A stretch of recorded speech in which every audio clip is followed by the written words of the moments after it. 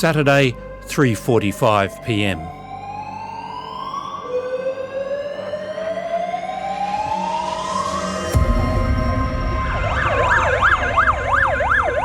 As people escape Bondi Junction, emergency workers pour in. They're just the first phase of an intricate response that will draw in hundreds of specialists from right across Sydney. 4 kilometres from Bondi Junction, at St Vincent's Hospital in Darlinghurst, surgeon Anthony Chambers is removing a patient's appendix. We were just finishing that operation up. Every phone in the operating room started to ring. Our trauma alert went off and I knew that something really bad had happened at that stage. As the injured are stabilised, an incident commander dispatches the first ambulances to nearby emergency departments, including St Vincent's. We are expecting 5 critically injured patients with stab wounds from an incident in Bondi Junction. That's what we knew. Dr Chambers moves from the theatre to the emergency department 1 level below, where he knows he'll soon be working on knife injuries. A long knife, it's got the ability to damage multiple organs. The hospital's well-practiced incident response plan is underway. Hospital workers are called in, doctors, anaesthetists, nurses and social workers. We got the call up from our manager that there was going to be needed some backup. We had 1 social worker on, however, this was going to need multiple people to help fill the need. The first ambulance arrives at St Vincent's at 4:05. By the time I had got down to the emergency department, we had already received our first patient.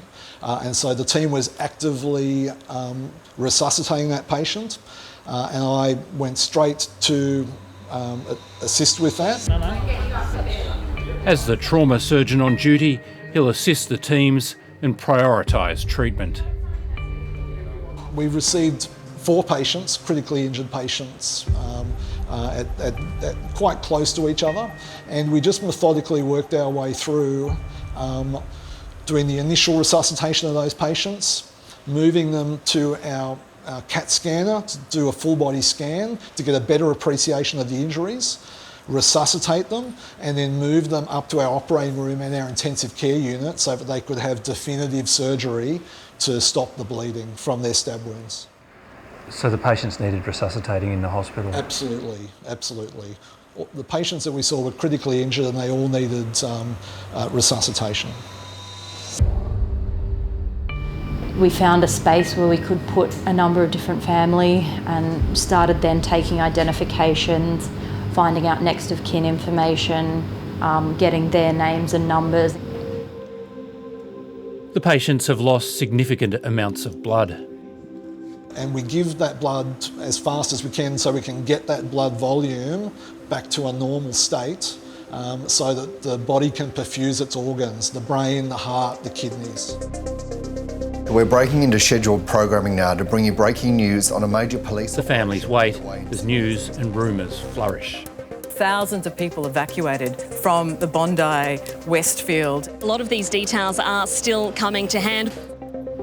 Physically calming them down by getting them into a safe space away from all the chaos, potentially getting them to, it was so media heavy, so potentially getting them off their screens for the moment. As the trauma teams stabilise patients, they're moved to operating rooms in the intensive care unit.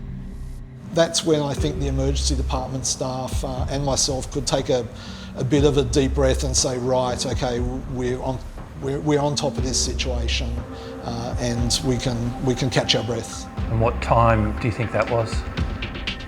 That was around about midnight. That's 8 hours after the first patients arrived.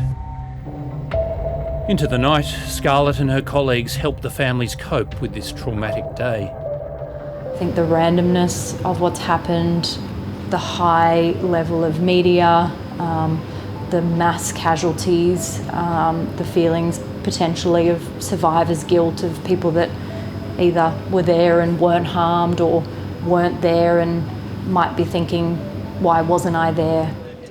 Scarlett Sevastopoulos and Anthony Chambers were just two of around 100 St Vincent staff who worked on this one.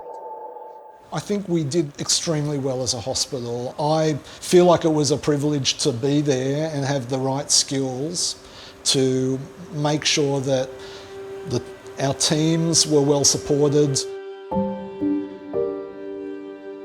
Dr Chambers can't talk about individual patients, but it's public knowledge that one person taken to St Vincent's on Saturday, Ashley Good, did not survive.